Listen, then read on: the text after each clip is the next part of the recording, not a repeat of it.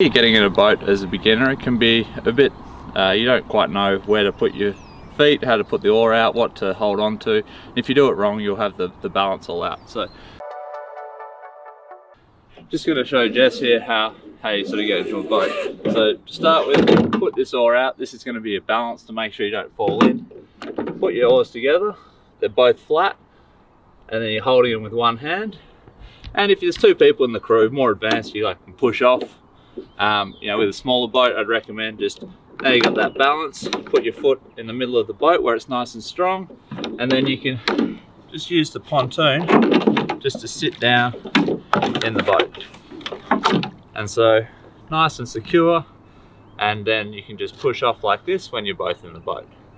But yeah, it's important to have these hands sort of locking down your balance, and you know, get into the boat slowly. And likewise, when you get out of the boat, you know, get out onto one knee or something, out of the boat like this, draw the oar back across, and then it'll sit quite nice and comfortably at the pontoon. So it's just the reverse, and then you're out of the boat safely, you're not going to fall in. You can take your oars out from here.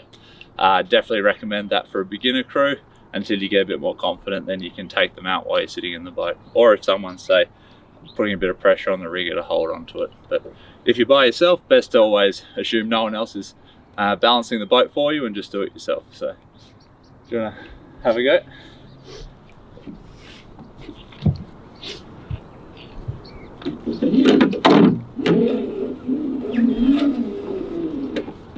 That's it, so all the way out into the, that's it, and then flat on the water, that one first, then bring the other one up to meet it, perfect. That's it. No, so just there. Yep, so that's the strong part of the boat. You sit down on the seat. Yep, that's it. Perfect. So the only reason why we put our feet on the on this bit of the boat here is because they've reinforced it, made it strong. Some boats are really quite weak down through here. Generally, you know, if you can rest your feet in there, just not put your whole weight on it. But yeah, pretty good. And now you want to just jump out of the boat, so do the opposite of what you just did. That's it. Yeah, nice. Bring that one right across, and you're back out.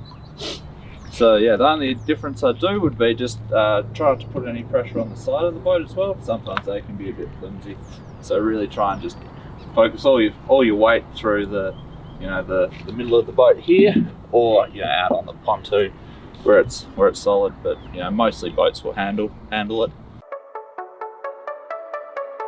So a question we get asked all the time is, how do I learn to row with my blades off the water? So how do I balance my boat?